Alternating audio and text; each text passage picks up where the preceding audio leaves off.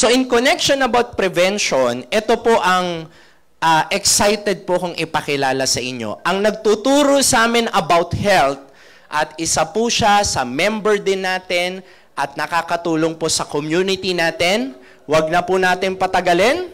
Ready na po ba? Sir, Sir Jules, no? Milyong-milyong palakpak po para kay Doc Ramil!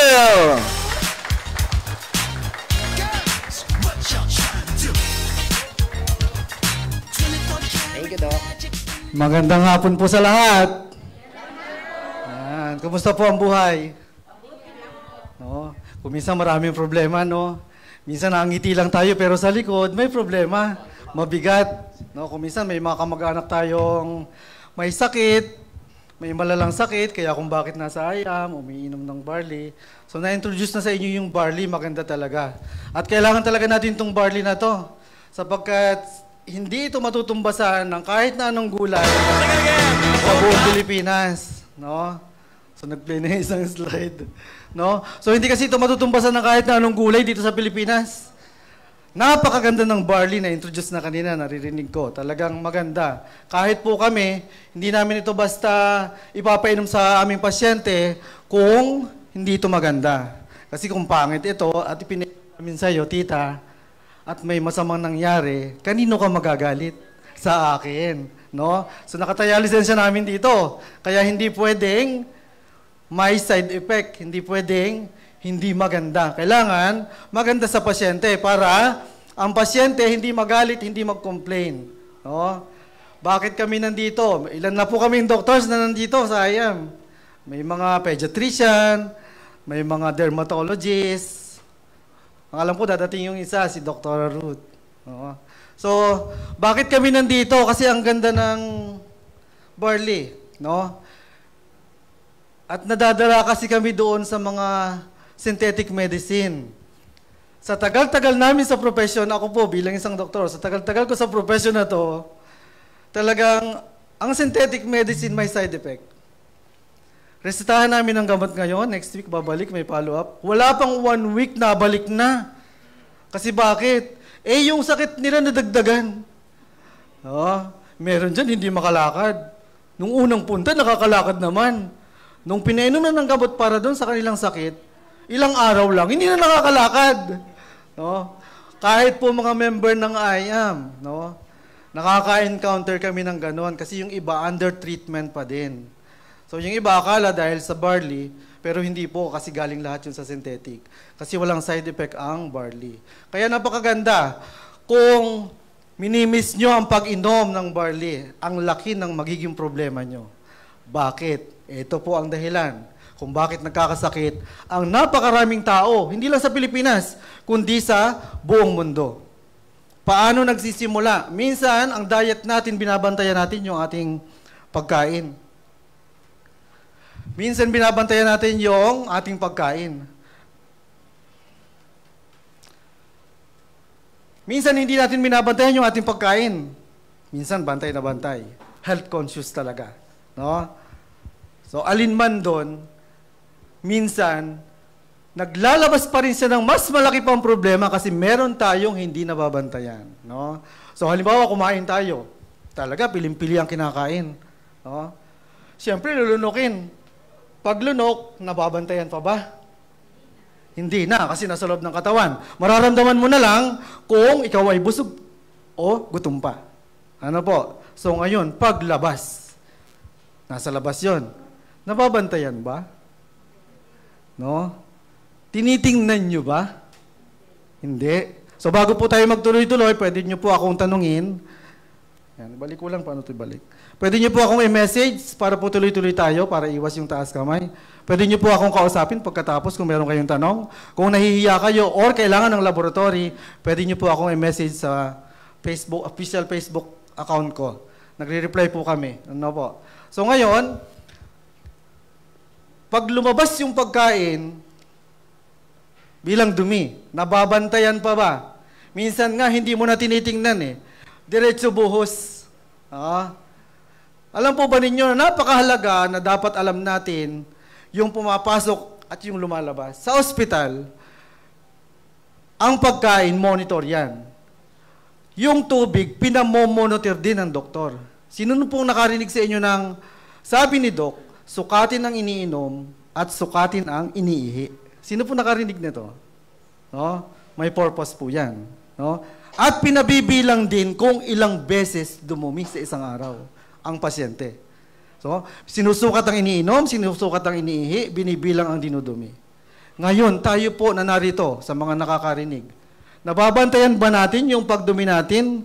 Nabibilang ba natin kung minsan? Kung minsan hindi na. Basta naramdaman, yung ramdam na ramdam, doon lang pupunta sa CR. Pag hindi ramdam na ramdam, hindi napunta ng CR. No? Minsan tinitiis-tiis pa. No? Ang gusto talaga yung, ayan na, ayan na, ayan na. Pagtakbo sa CR, may tao sa loob.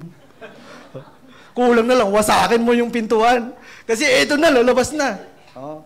Ganyan ugali natin. Hindi lang mga Pilipino, kahit po mga foreigner. No? So ngayon, kung merong tumudumi sa atin na hindi natin nababantayan, yung iba po, medyo nababantayan nyo ba ang pagdumi nyo? Nabibilang nyo ba? At least 3 to 4 times a day? Twice, meron. Yung 3 to 4, wala. Yung 3, meron. Hindi naman po kayo nagtatay. Hindi naman. Simula nung uminom ng barley. Kaya napakahalaga ng barley. Ano po? Yung isang beses isang araw, dumumi. Wala. Dalawa lang. Sila lang ang nadumi ng araw-araw. Sila lang. Tuwing makalawa, may nagtaas doon, isang beses ang araw. Tuwing makalawa ang pagdumi. Wala. Isang beses ang linggo. Yung iba, yung hindi nagtaas ng kamay, kailan nyo yan nilalabas? Aircon pa naman dito. Baka sumingaw. No? Napakahalaga po na dapat binibilang natin yan. Bakit? Kasi 3 to 4 times a day din tayong kumakain. Mamaya mas mauunawaan nyo kung bakit kailangang bantayan din natin pati paglabas. Kasi kumakain tayo madalas. Ano po? Ngayon yung sa paglabas pa lang, sa dumi pa lang, marami na po tayong pwedeng malaman dyan na problema or maging sanhi ng sakit ng tao. Sa simpleng bagay lang na binabaliwala natin. Minsan wala tayong disiplina sa pagdumi. No, kaya kailangan po nating bantayan. Kasi bakit? Sa dumi pa lang, makikita nyo sa chart, yan po ay normal chart sa medical. No?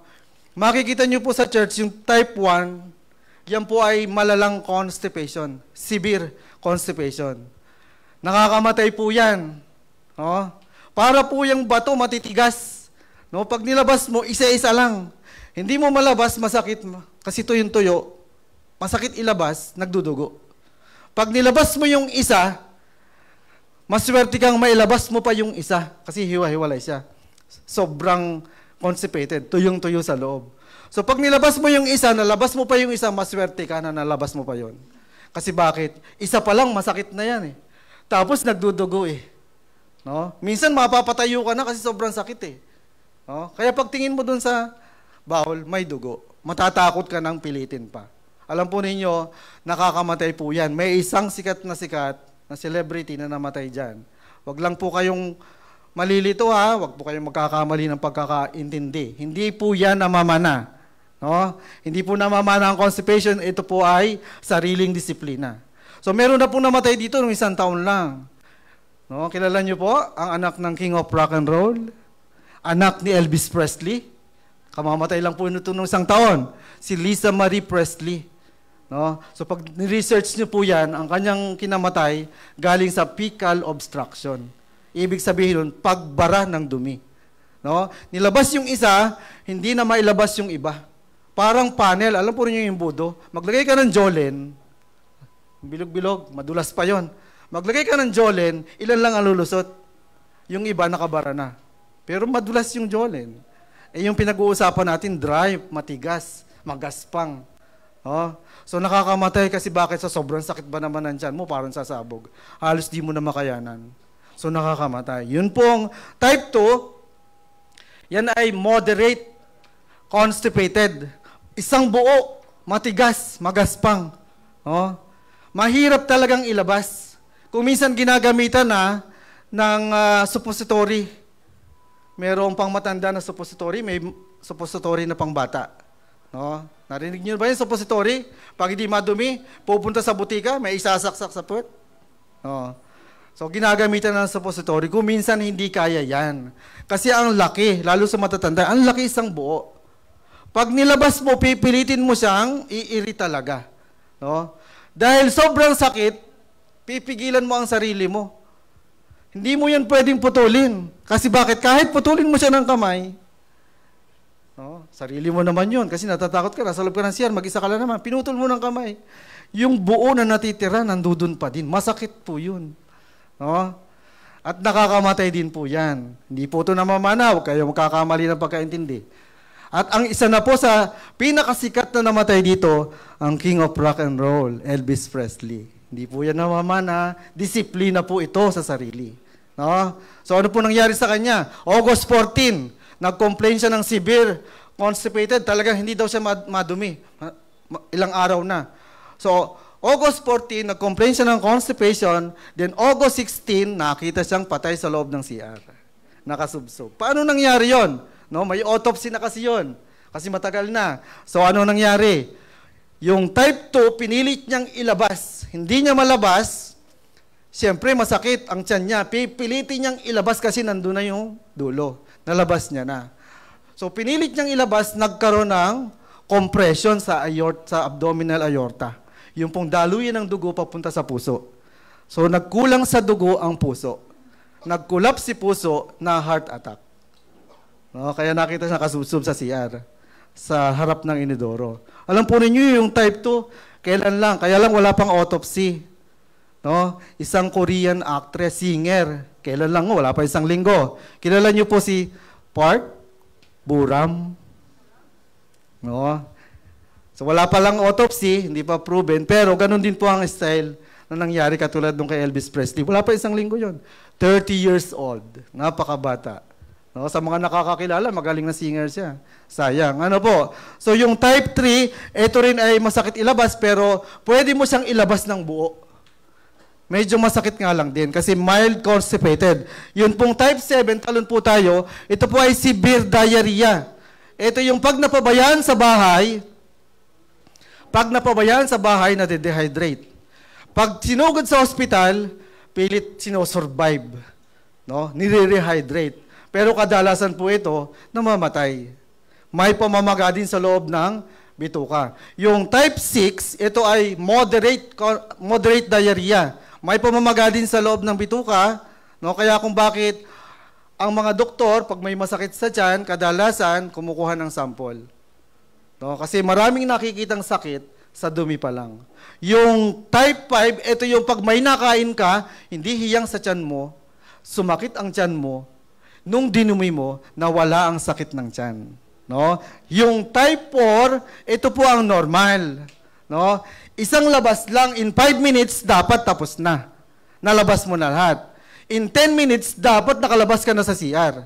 Ngayon, kung nagdadala ka ng cellphone habang dumudumi ka, may problema ka. No? Nung unang panahon, hindi cellphone. Anong dinadala? Dyaryo, big, malaking newspaper pa, nauubos. No? Pero, imagine, nung unang panahon, ang mga tao namamatay sa katandaan. No? Ngayon, hindi. Ang tao, namamatay, bata pa. Yung senior citizen, binabasa 55 years old, pinipilit pang ihabol ang 45 years old. No? Ang kaibahan, yung kinakain natin. Mas nakaka-constipated ang buhay ngayon. Dagdag pa yung mga problema sa bahay.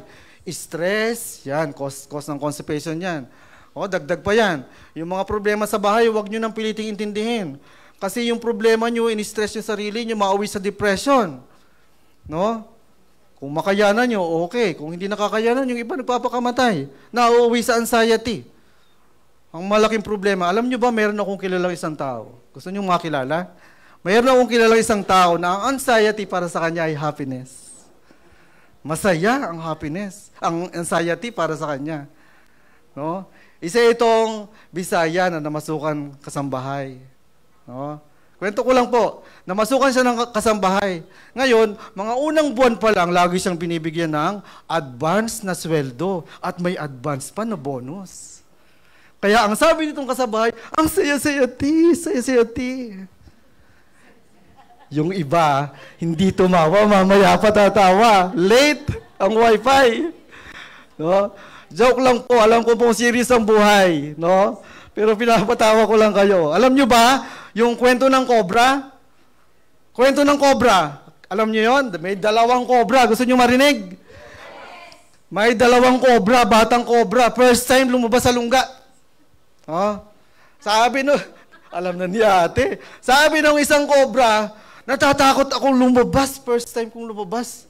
Sabi niya. Sabi naman ng isang cobra, bakit ka matatakot lumabas? Makamandag kaya tayo.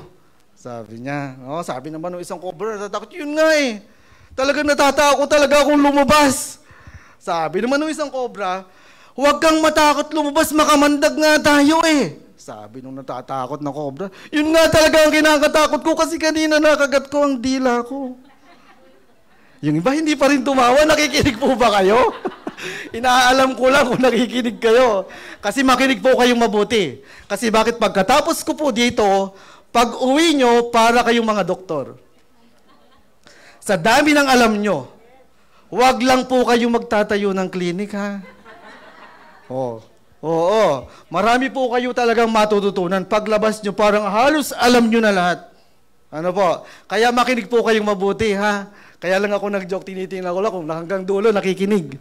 Ngayon, yun pong type 4, yan po ang normal. Pag nilabas, 5 minutes.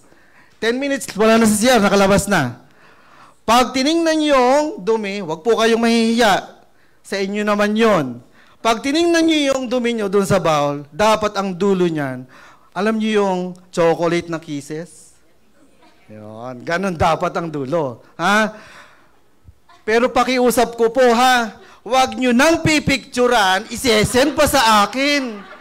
Ang dami na po doon sa Facebook ko. Ha? Huwag na po ha, sa inyo na lang yon. Sinabi ko na sa inyo, dapat ganun ang itsura, huwag nyo nang picturan ha. Ngayon, dito pa lamang po sa dumi, malalaman na natin kung magagasusan ka ng malaki. Alam nyo kung bakit? Ilang araw ka lang na hindi dumumi, may sumakit lang sa tiyan mo eh. No? Kung walang pera, hindi ka magagasusan. Walang pera eh. No? Pero kung may pera ka, magagasusan ka talaga. Alam po ba ninyo na ang consultation, ang check-up, para lang itest, alamin kung anong problema ng pagsakit nyo at sinilip ang malaking bituka. Alam po ninyo, 50,000 pesos, pinakamababa na po yan. Ang tawag po sa examination na yan ay colonoscopy. Yung malaking bituka, pinapasukan po yan ng camera. No? Para makita kung may mga abnormality sa loob. Ngayon, kung may makikita mga cysts, mga irregularities na kailangan tanggalin, dagdag po yung bayad. No? May bayad, bawat tinatanggal. Hindi po yan libre. At hindi rin po yan cover ng PhilHealth. No? Kung meron kayong Medicare, mauubos ang laman yan. 300,000 na Medicare nyo, pwedeng masimot yan sa isang gamutan. Paano yon? Pang isang taon na yon. Nagkasakit ka uli, pangalawang buwan, pangatlong buwan. Ganon uli ang gastos. Kung wala kang pera, mababaon ka sa utang. No? Pati house and lot nyo, maiisanla. Masisimot. Talaga nakakahirap ng buhay. No po? So, 3 doktor ang humahawak niyan. Anesthesiologist, surgeon, at saka yung gastroenterologist. Lahat po yun may bayad, hindi po yun libre. No? Aging-agri si kuya. Totoo talaga. Walaking gastos talaga yan. Yung silipin lang ang loob, wala namang ginawang ibang treatment, may bayad na yun. No? So napakahalaga, kaya dapat bantayan natin. Pag dumi pa lang, bantayan natin. Kasi kung may problema na, base sa tanong ko kanina, parang halos lahat may problema. Ha? Bantayan natin. Kasi bakit? Later on kasi, maglalabas yan ng napakaraming sakit. No? Simulan natin sa pagkain. Mabilis lamang po ako, kaya makinig kayong mabuti. Saglit lang ito, pero ang matutunan nyo, paglabas nyo, para kayong mga doktor. Pag kinausap nyo, mga prospect nyo na may sakit, alam na alam nyo kung paano nyo ipapaliwanag at kung ano ang kailangan nila. No? Simulan po natin sa pagkain. Normal na pagkain. Ito pong makikita nyo ay normal na pagkain. No? Siyempre, pag kumain tayo, magsisimula tayo sa bibig. Ano po? So, pag sisimula tayo sa bibig, siyempre sa bibig, kailangan itong nguyain. Kasi sa loob ng tiyan, walang ngipin. Ngayon, sa makikita nyo, ang pagkain, ang normal, bababayan dun sa stomach. Normal po yan. Pabalik-balikan po natin itong lugar na to. Yan. So pagdating sa stomach, bababayan sa maliit na bituka para i-absorb ang mga minerals, nutrients, yung 68 micronutrients, i-absorb dyan. Lahat ng kailangan ng katawan, no, dyan ma-absorb sa maliit na bituka. Ngayon, yung sobra sa kinain mo, pupunta sa mas malaking bituka bilang dumi. Bilang dumi, para mas magkaintindihan po tayo. Yan na po yung tae. Ano po? So, magta-travel po yan dyan. Ang tawag po namin sa bawat paggalaw na yan, peristalsis movement. Nangyayari po yan 3 hanggang 4 na beses sa isang araw. Kaya kung bakit po tayo nagugutom umaga, tanghali, gabi. Kasi nawawala ng laman yung ating dyan. Ngayon, yun pong kinain mo, for example, yung almusal, magsasama-sama po yan dyan na magta-travel. Hanggang sa makarating doon sa pinakadulo, ang tawag po doon sa dulo ay rectum. Dyan po naiipon ang dumi. Napakagaling ni Lord kasi bakit? Pag dumating ang dumi, dyan sa rectum na yan, sa bahay ng dumi, may mga nerves dyan. No? May mga nerves dyan na nakapaligid. At pag may dumi dyan, nakarating, sasabihin sa utak mo na nadudumi ka. Kaya kung minsan, yung tiniis-tiis mo, naramdaman mo na, hindi mo idinumi, nawawala. Lumilipas. No? So ngayon, pag nandiyan na, dapat ilabas yan. Iintayin lang kung meron pang dessert o kung ano pa man ang kinain mo, nung almusal, magsasama-sama yan dyan. At pagdating niyan dyan, dahil pinaramdam na sa'yo, kailangan mo yang ilabas. Oh? Sino po yung mga first-timer? First-timer po dito. Yan. Oh, alam na ha, mga nag-invite. Baka gutom na yan mamaya. Oh. Ngayon, ito po ang normal. Yan po yung normal na nangyayari. Sabi ko sa inyo kanina, babalik-balikan natin yung gitna. Yan. Ito po ang gitna. Involved na po rito ang mas maraming internal organ. Nandyan ang liver. Nandyan ang gallbladder. Nandyan ang stomach. Nandyan ang pancreas sa bandang ilalim ng stomach. Nandyan ang spleen sa gilid ng stomach. So ngayon, pagbaba ng pagkain sa loob, ang stomach maglalabas yan ng mga acid. Para mas lusawin pa, yung nginuya dapat ng ngipin sa bibig. Nang sa gayon, paglabas niya dyan, may valvula dyan, papunta doon sa kasunod na parte. Dapat hindi yun na sasaktan, kasi maliit lang yon. Pupunta ang pagkain sa unang parte ng small intestine. Ang tawag dyan, duodenum. Yung pagkain, ang tawag dyan, chyme. Sa lugar na yan, magsasama-sama at magtutulong-tulong maglabas ng liquid o acid, yung mga internal organ dyan na involved, para mas makuha yung carbohydrates, nutrients, etc. Kung ano-ano pa. Para pagdating sa maliit na bituka, hindi mahirapan si maliit na bituka. No? Organize si Lord, no? Organize si Lord, no? So ngayon, hindi advice na magpalipas ng gutom. Nakita niyo yung unang parte? Nagsasama-sama ang mga liquid, mga acid. Pag walang pagkain doon, yan yung sumasakit sa inyo. Na nagugutom kayo. Pag lumala yan, at pinababayaan nyo nagpapaulit-ulit, naataas ang acid doon. Yung sobrang acid, nakakasugat yan doon sa duodenum na yon, sa loob. So magkakaroon ng sugat-sugat, ang tawag doon ay very good ulcer. No? So mas lalong magkakaproblema mamaya. No? Pag natapos nyo, malalaman nyo kung ano. Mas marami pang problema. Ngayon, i-involve po natin ang constipation. Ito po ang constipation. Kaya makinig kayo mabuti. Malapit na po ako matapos. Saglit lang to. Ito po ang constipation. Involve po dito yung mas malaking bituka o yung large intestine. Ngayon, paglabas ng sobrang pagkain dyan, sa maliit na bituka, yan na po yung dumi. Mas natutuyo po yan dyan. No? Habang nagtatravel, mas natutuyo po yan dyan.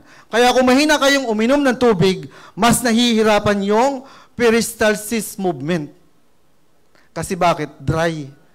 No? So mahina kayo sa fiber nyo. Sa mga kinakain, mataas sa fiber. Wala. Zero as in. No? So mahihirapan din si malaking bituka. Yan po ang mga reason kung bakit nagkakaroon ng constipation. Yung peristalsis movement, may problema. Mahina sa tubig, mahina sa fiber. Ano pa? Stress. Kadalasan pag may problema ang tao, hindi talaga nakakaramdam yan na nadudumi siya. Kahit pinaramdam na sa kanya, sinabi na sa utak niya, no? Hindi niya nararamdaman yun. Kasi bakit? Congested yung utak. Walang pumapasok doon sa utak. No? So, hindi nararamdaman na nadudumi na siya. So, naiipon po yun doon. Yung mga may malalang sakit, cancer, etc., kung ano-ano pa, automatic po yun na constipated. Kaya sa ospital, alam niyo yung labatiba? Oh, yung mga may malalang sakit, nilalabatiba talaga, nililis yung loob. May bayad din po yun, hindi yun libre. Oh. No? So kasama po yun, yung mga may medical condition na malala. Ngayon, pag-usapan natin yung wala namang malalang medical condition. Yung nasa bahay. Pangkaraniwang tayo na nandito. Ano po? So eto na ngayon, simulan po natin dito. Ngayon yung constipation, nakita nyo punong-puno. Ang malaking bituka, hindi po yan bahay ng dumi. Wala dapat dumi dyan. Ano yung pinamamahayan ng dumi? Yung dulo. Rectum ang tawag doon. Mag-isay saglit, iparamdam sa utak mo na nadudumi ka, dapat malabas mo yon. Hindi dapat umaabot dyan sa malaking bituka. Yung colon. O ngayon, eto, puno na, constipated na. Doon sa dulo, kasi hindi nyo nilabas. Dapat kasi, 3 to 4 times a day, naglalabas kayo. No? So, hindi nyo nalabas. Yung dulo, nandun na sa butas. Nakasarado man, pero natutuyo siya. Lalo. Kasi bakit? Nahahanginan na siya. So, mas natutuyo yung dulo. Mas nadadry. Kaya kung minsan, pag dinumi mo, yung dulo, yung unang labas, sobrang sakit. No? Nararanasan po ba? Minsan? Yung dulo lang, yung una lang, sobrang sakit. Parang pinupunit yung puwit. No? Kasi bakit? Sobrang dry yung dulo. Mahirap talaga ilabas. Ngayon, hindi na-address yung problema. No? Hindi na-address yung problema, pinababayaan nyo. Narinig nyo na nga yung barley. Pinababayaan nyo pa din. No? Nagpo-promote kayo ng barley, pero kayo hindi kayo umiinom. Oh. Ha? O ngayon, yung dulo. Nilabas nyo, matigas yung dulo. Oh. Masakit. Nagsusugat. Oh. Minsan nagdudugo. Kinabukasan matatakot kayong dumumi. Kasi bakit may dugo? Ito ngayon. Meron tayong autoimmune. Sariling laban, ibig sabihin. Meron tayong autoimmune system sa katawan. Sariling laban, ibig sabihin. Anong ibig ko sabihin? Minsan nasusugatan tayo. Wala ka namang ginawa, pero gumaling. Tama? Nung bata tayo, nadadapa, may sugat sa tuhod. Wala namang ginawa yung mga nanay natin, pero naging balat uli. Tama po? Autoimmune ang tawag. Sariling laban, defense natin. Mechanism ng katawan para makarecover ng walang gamot. Autoimmune lang ginagamit. No po? So, anong connection? Nilabas mo yung dumi mo. No? Nilabas mo yung dumi mo. Yung una lang, pag-usapan natin. Matigas, magaspang, masakit, nasusugatan yung puwet. Nagdudugo. Kinabukasan, natakot kang dumumi. Kinamakalawahan, masakit uli ang tiyan mo. Hinakabahan ka pa dun, malamang. Pero masakit kasi ang tiyan mo, kaya dumumi ka. Minsan, nagdudugo uli. No?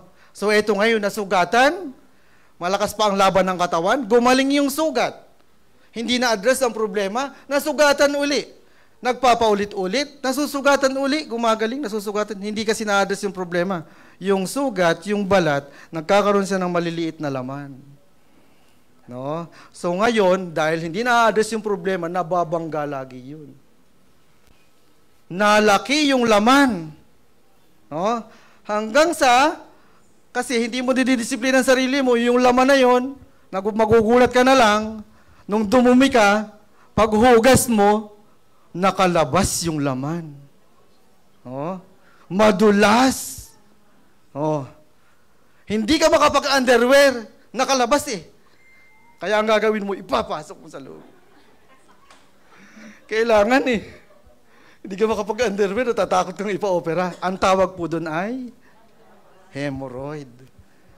Ngayon yung hemorrhoid mo, kasi matigas ulo mo, ayaw mo pa rin uminom ng barley. Fiber na nga ang kailangan eh. So, eto ngayon. Oh, matigas ulo mo. Ayan na nga, nalabas na nga yung laman. Yung hemorrhoid mo, nalabas-labas na. Ibinabalik-balik mo lang. Nagtutugo lagi. Kasi nasasugatan eh. No? So, nagtutugo, nagtutugo, naglalabas, no? Alam po ninyo, pagka ganyan na, mahirap talaga sa pagalingin na. Kasi bakit? Yung sugat kasi nakadikit mismo sa dumi.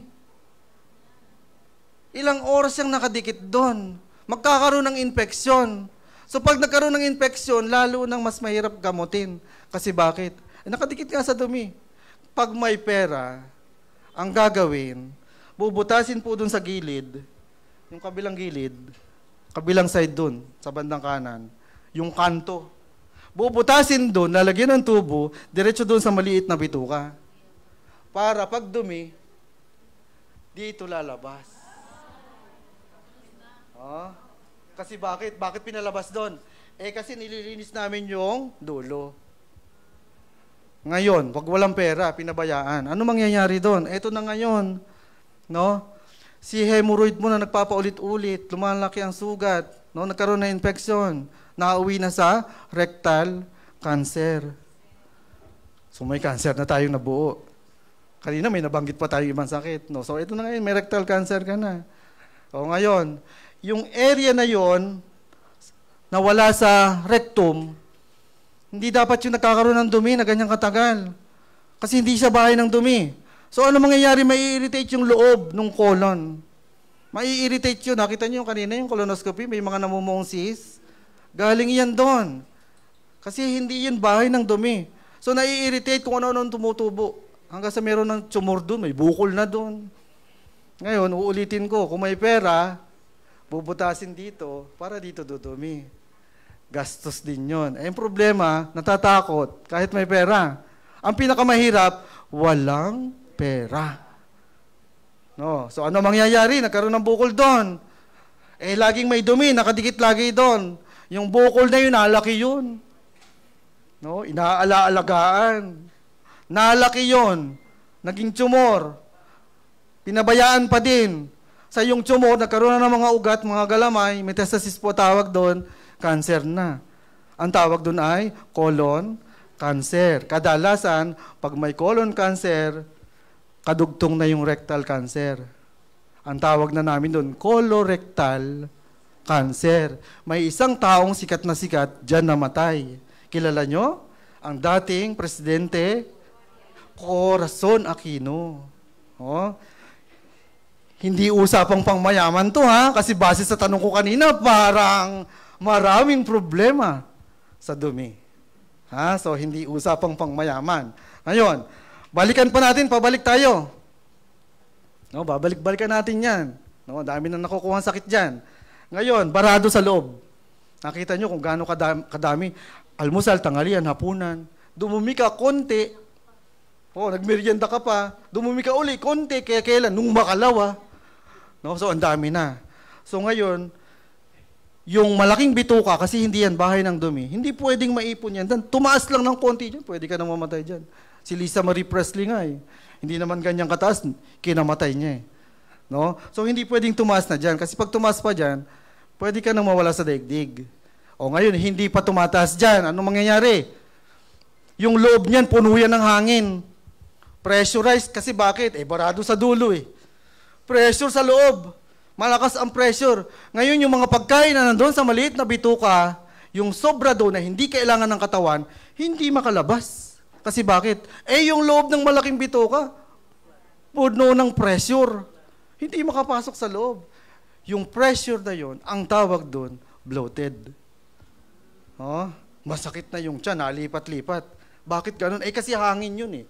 Malakas na pressure ng hangin, palipat-lipat eh. Kaya ang sakit, palipat-lipat. Pag napunta ng ospital, Dok, sakit dito. Nung tumagilid, Dok, dito na. Sinakalipat yung hangin. Malakas talaga nun, parang sasabugan dyan. No? So, minsan nakakamatay talaga, sobrang bloated na. No? So, ngayon, pabalik ulit tayo. Yung area ng maliit na bituka, small intestine, puno ng pagkain. Kasi bakit? Hindi makapasok. Hindi makapunta yung sobra. Yung hindi na kailangan ng katawan, nandun sa maliit na bituka. No? Nahihirapang ilabas. So ano ang nangyayari? Ito, balikan pauli natin pabalik. Naalala nyo yung duodenum na naglalabas ng nagsasama-sama ang liquid. So ito ngayon, no? Nagsasama-sama ang liquid. Hindi makababa kasi bakit? Congested yung maliit na bituka ng pagkain. So nahihirapan bumaba o mabagal ang pagbaba. So ano nangyayari ngayon? Nataas ang acid dun sa duodenum. No? Kung nagpapaulit-ulit, nagkakaroon nga ng ulcer. Ito ngayon, maswerte kang, hindi ka nagka-ulcer. Nalabas ngayon yung acid, nabalik dun sa stomach. May acid din dun. So nataas na ngayon ang acid dun sa stomach. Nasakit na ang mga gilid-gilid mo. Hanggang sa nakakaramdam ka ng parang mainit na. Kasi bakit? Naaakyat yung acid. Mainit na, sakit na, parang aatakihin sa puso. No? Ang tawag dun ay very good heartburn. No? Pinabayaan pa din, hindi pa rin na-address si constipated. Si heartburn, ayan, tumataas-taas na. Pagising mo sa umaga, maasim-asim. Nararanasan? Maasim-asim. Lalo kasi yung buong overnight na gabi, wala ka namang kinain. Dadagdag mo pa yon na nataas ang acid, maasim talaga sa umaga. Pag lumala, pag tumindi pa ang acid, eto na, isusuka mo na yan. Yung unang suka, masakit. Kasi galing pa dun sa pinakaloob-looban. Oh? So, isusuka mo na yan. Dahil hindi na-address ang problema, magpapaulit-ulit lang yan kahit uminom ka ng omeprazole. Sabi ni Doc, inom ka ng omeprazole. Uminom ka ng mga antacid. No? Makukontrol lang. Pero magpapaulit-ulit yan. Hindi yan mawawala sa'yo. Kasi bakit? Hindi na-address yung totoong problema. No? So ito na ngayon, nagpapaulit-ulit na yung suka mo. Tumatagal na. Ang tawag na doon ay GERD, Gastroesophageal Reflux Disease. Oh, so may natututunan? Yes. No? Maraming natututunan. Ngayon, balik tayo doon sa duodenum. Mahina ang flow. Kasi bakit? Hindi makababa. Congested yung maliit na bituka. Anong naiipon? Acid. Kung saan galing na organ. So, mahina ang flow. Pag-usapan natin yung gallbladder kasi kadalasan dito maraming problema. Ang isang tubo ng tubig, pag mahina ang daloy, mabagal ang daloy, maraming namumuo sa loob. Tama? Yung gallbladder, may nilalabas yung liquid. Dahil mahina ang flow, may namumuo sa loob. Minsan, nagbibigay na ng sakit. Pag tiningnan sa ultrasound, sasabihin, luminous parang buhangin. I-start na po yan ng gallstone. At hindi pa rin napabayaan, nalaki yun. Pag lumaki yung gallstone mo, pwedeng 1, 2, o 3. Pag 3, nag-uuntugan. Pag nag-uuntugan, masakit. Sasabihin mo sa doktor mo, Dok, simula dito ang sakit, papunta sa likod. No? Yung gallstone mo, namamaga. Malaking gastos po yan. Pag si Dok na-tsempuhan ka at kailangan ng pambayad ng kotse, operahin natin. Bubuksan, 50,000. Hindi bubuksan, bubutasin lang ng 3. Laparoscopy ang tawag. No? 100K. Gastos na maliwanag. Tama? Dahil lang sa simpleng constipation. Binabaliwala. Ngayon, kung may namumuong stone doon sa gallstone, walang pinag-iba yan doon sa liver. May namumuo din doon. Kasi bakit? May mga flow kasi na mabagal. No? So, ito ngayon. Balikan natin yung small intestine. Ito na ngayon, mas maraming problema. Sino po ang may maintenance dito? Iniinom na gamot. Araw-araw. Meron. Ilan po iniinom nyo? 7! Wow! Ikaw po, nanay. 2. Meron sa hypertension. Ikaw din po. Blood sugar. Na heart attack na. O ito pag-usapan natin sila. Okay lang po ba? Pag-usapan natin yung problema nyo. Hindi po ikaw yung problema.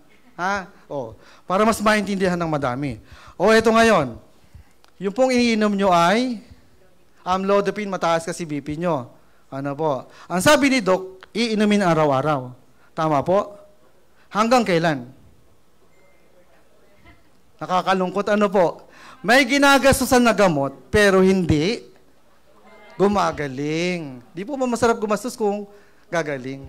At hindi maglalabas ng maraming sakit. Alam po nun yung unang panahon, ito marami ritong siguro matagal nang nabubuhay sa daigdig. Nung unang panahon, wala akong naririnig na dialysis. Tama po ba? Ang tao namamatay sa katandaan. Hindi sa kung ano-anong sakit. Lalong hindi sa dialysis. No? So ito ngayon, para mas maintindihan nyo. Puno ng pagkain yung maliit na bituka. No? Sabi ni Doc, inumin mo itong gamot mo, maintenance na taas kasi ang BP mo. No? Bawasan ng kanin, bawasan ng maalat, bawasan ng mamantika. Sinusunod naman po, tama? Kasi kung hindi nyo susundin, parang ayaw nyo nang mabuhay. Kaya susundin. Ano po? Pumasok na po ba sa isip nyo, minsan, na iniinom ko naman yung gamot, bakit ganun pa din? Ngayon, para mas maintindihan, no? Alam ko pong sinusunod nyo. Pwedeng hindi nyo na itanong sa doktor nyo.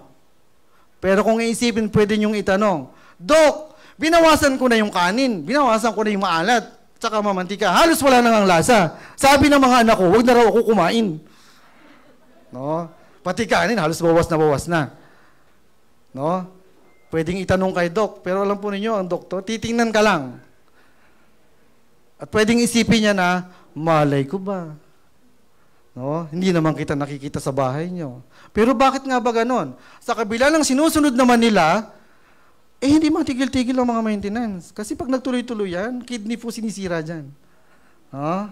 Kidney po ang sinisira dyan. Totoo po yan. Ang dialysis, hindi po yan gamot. Tinutulungan lang yung kidney mo na linisin yung dugo mong madumi. Kasi sira na yung kidney, hindi na siya nagpapunction. Ano po? So mas maganda hindi maawi sa ganon. O paano nangyari? Eto na. Yung maliit na bituka, punong-puno ng pagkain. Bakit punong-puno? Hindi makapasok sa malaking bituka yung mga sobra na dapat ay inilalabas na ng katawan. So nasaan ngayon? Nasa maliit na bituka. Congested, punong-puno, almusal, tanghalian, hapunan, merienda. No? Nauulit pa ulit, nadadagdagan na lang.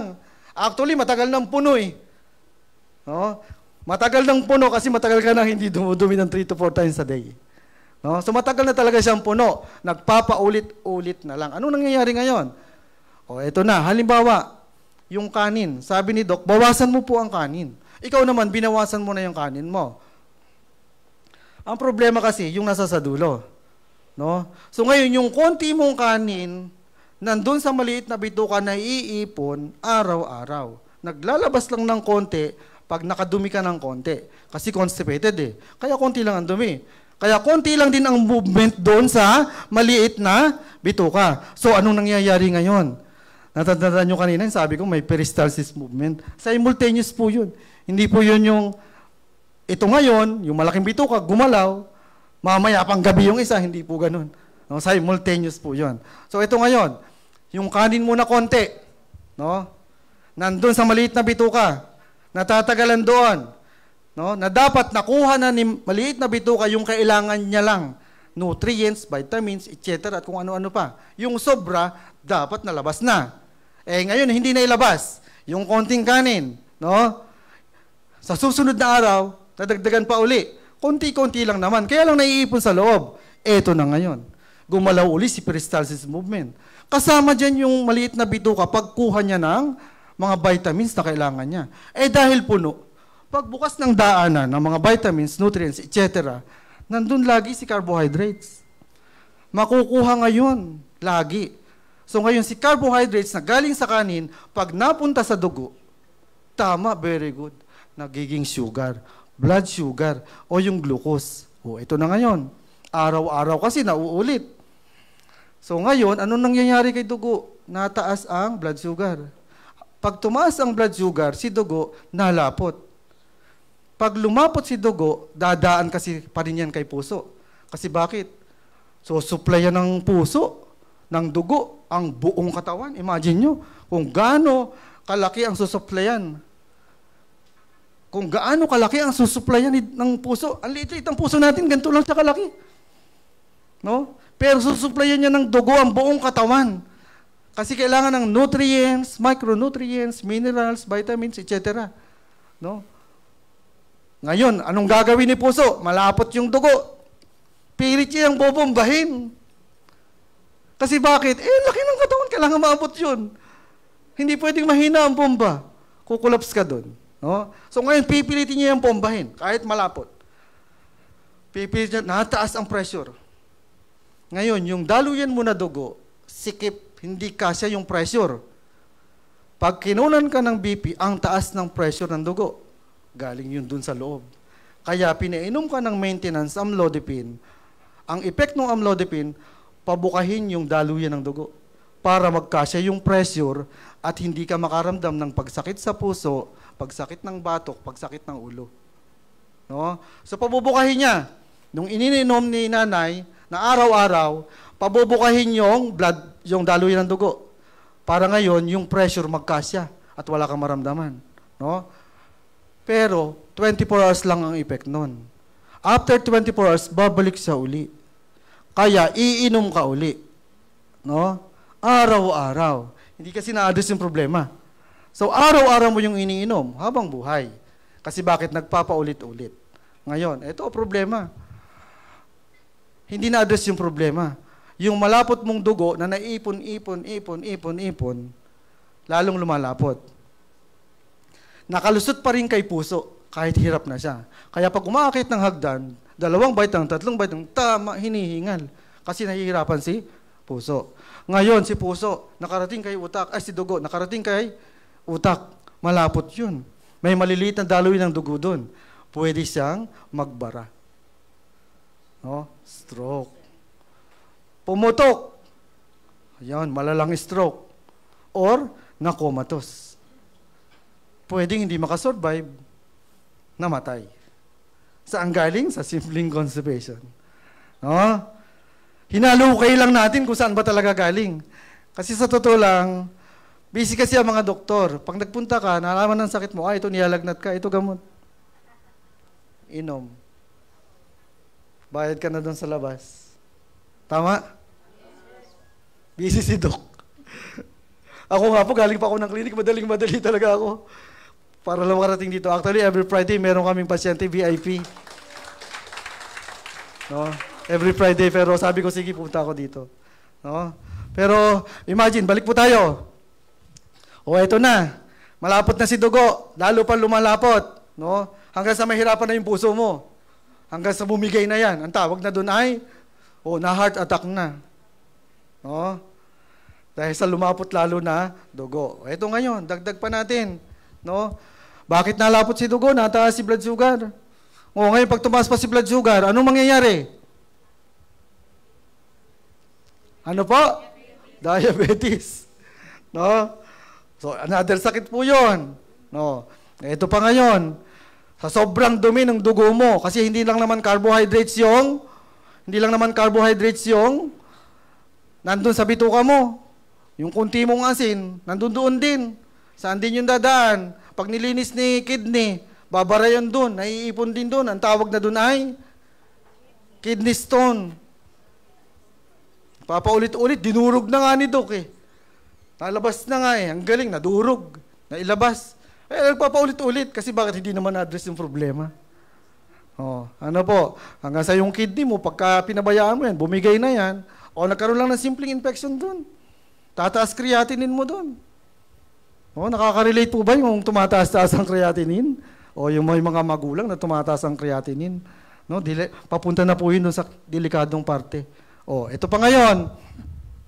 Sa sobrang dumi ng dugo mo, no, tumataas pati uric acid mo. Minsan, sa umaga, pagising mo, di ka makalakad.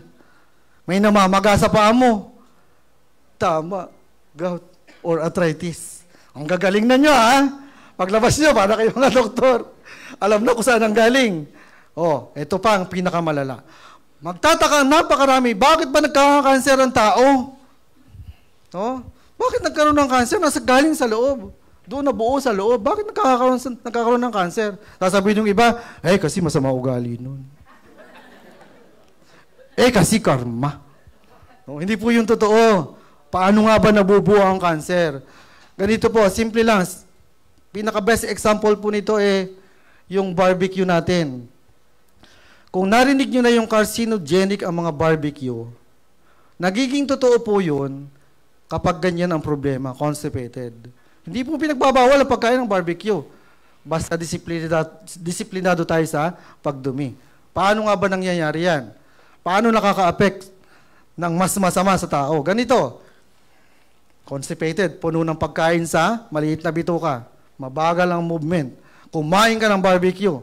Gutom na gutom ka. No? Medyo sosyal ka pa nun.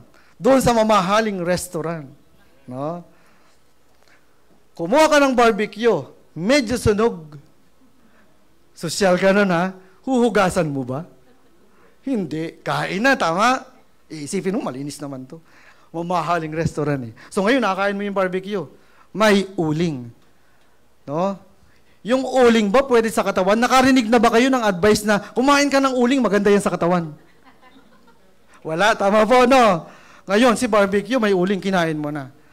Napunta na rin sa maliit na bituka. So ito ngayon, natatandaan nyo yung peristalsis movement? No? Na yung maliit na bituka, may nabukas doon para kuhanin yung mga nutrients. Ito ngayon, dito sa atin, lalo pag rush hour, ang MRT, ang tren, punong-puno. Pag rush hour, no? Punong-puno.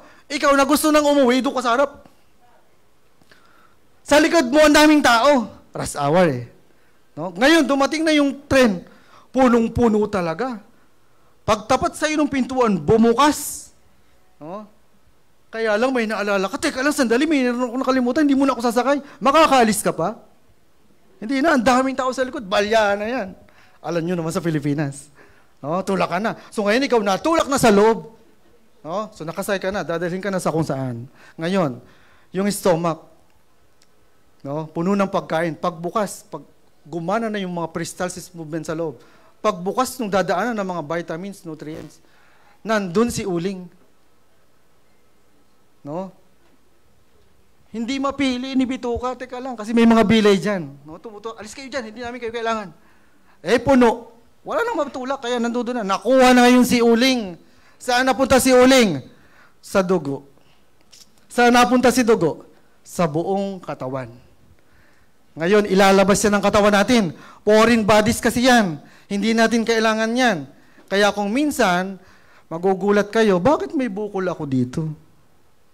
Saan galing? Hindi naman ito natusok. No? Inilalabas ng katawan. Sasabihin niyo, bakit nagkapigsa yun? Nagnana pa. Reaksyon po yun ng katawan, kaya nagnanana. Pilit, inilalabas yung foreign bodies. Pag pumutok na yung pigsa, gumagaling naman. Nailabas kasi yung foreign bodies. Ngayon, ang problema, yung foreign bodies, napunta kay breast. May bukol sa breast. Maliit. Natatakot ipagamot. Kasi nasa breast. Yung iba, napunta kay doc. Minamogram, may bukol nga. No? Kadalasan, pag walang pera, hindi na napapagamot. No? Kasi kailangan tanggalin yun eh. Foreign bodies kasi yun. Eh, walang pera. So, hindi natanggal. Si bukol, nalaki. Hanggang sa lumaki. Hanggang sa magkaroon ng galamay. Ang tawag na doon ay breast cancer. Very good. Ngayon si foreign bodies napunta kay brain. Nakarinig na kayo ng brain tumor? Brain cancer. Parehas lang din yon. Saan pa pwedeng mapunta si foreign bodies? Napunta kay lungs. No? Para may sumasakit-sakit doon. Nagpunta kay doc, in-x-ray, may bukol din. Walang pera na pabayaan, magkaroon niya ng paglaki. Hanggang sa magkaroon ng mga galamay. Ang tawag na doon ay lung cancer. Very good. Ang gagaling nyo na, ha? May natututunan po ba? Yes. No? So, imagine, hindi na po natin dadaanan yung iba pang sakit. Kasi sa katotohanan lang, may sakit na, mahina ka sa vitamin C, pero kumakain naman ng mga prutas na mayaman sa vitamin C. Kasi hindi a-absorb ng maliit na bituka. Nalampas lang. No? Kasi bakit? Eh, yung nandun sa dadaanan, may nakaharang eh. So, vitamin C hindi nakuha. No? Yung ibang sakit, ano pang problema? No? Parehas lang din yon. Yung mahinang immune, di makalaban, kaya hindi nagaling. Yung iba pang sakit, bakit nagkakaroon ng ganon? Yung kulang sa ganito, kulang sa ganyan, kulang sa ganito. Kasi bakit? Pwede naman eh. Kaya lang, si maliit na bituka, hindi niya makuha ng maayos. Kasi bakit? Barado dun sa dulo. Mahina ang movement sa loob. So, hindi niya makuha yung tama. No? Kaya ang daming sakit na naglalabasan. sa tao. Alam po ninyo, napakabait talaga ni Lord. Kasi bakit? Kasi nagpatubo siya ng halaman dito sa daigdig bago pa dumating ang tao. No? Bago pa dumating ang tao. Nagpatubo siya ng halaman na kailangan pala talaga natin para hindi tayo magkaroon ng maraming sakit. No? Alam niya yung iba, pinatubo sa bansang Australia. Maganda ang lupa, hindi mataas ang metal content. Maganda ang klima sa tamang harvesting o pag-aani. No? At nasa Pilipinas ngayon, alam nyo na yan. Gusto ko pong ipakilala sa inyo. Amazing Pure Organic Barley. No? Mataas kasi ang fiber content nito na hindi kayang tapatan ng iba. Sa Pilipinas po, kasi dati rin po akong university professor at hinahawakan ko ay isa sa mga subject, ang nutrition. Sa Pilipinas, ang research, ang pinakamaganda nating source ng fiber, yung malunggay. O, narinig nyo na yon? Yan talaga ang pinakamagandang source ng fiber natin. Ang problema kasi, pag ninuya mo, hindi mo manguya. Kaya, lulunukin mo na lang. Kinabukasan pag dumi mo, pagtingin mo, malunggay pa din. Hindi siya magamit. No? Kasi bakit? Ang kaibahan po niyan, wala kasi siyang cellulose. Narinig nyo na yon? Yung cellulose, sarili siyang balat na parang plastic na hindi kayang i-digest ng tiyan. Si malunggay kasi meron nun. Kaya pag nilabas, ganun pa din ang itsura. No? So, napaka-bless ni Lord. May natututunan po ba? Yon. Siguro naman, hindi ko na kailangang habaan pa. No? Para sabihin ganun ka-safe yung barley natin. Yung tumayo lang ako dito at sabihin sa inyo, okay yan. Painom nyo. Sulit na yun eh. No? So marami po ba natutunan? Yan. Magaling po ba si Lord? Pwede ba nating palakpakan din si Lord? Ayan, tapos na po ako. Balik ko na kay Mentor TJ. Yan, palakpakan po natin si Doc. Grabe. Doc, thank you ha. Dami po namin natutunan. Pakisabi nga po sa katabi mo, mag-barley ka ha. Buti nandito kayo, no? So, salamat Doc, no? Actually, ako every time nakikinig po ko kay Doc, talagang sabi ko tama talaga na nagbabarley ako every day. Di ba? Actually, mas maganda nga wag ka once a day uminom eh. The more, the better talaga. Ang dami pala talagang sakit na nakukuha sa constipation. Okay? So once again, last, palakpakan po natin si Doc Ramil.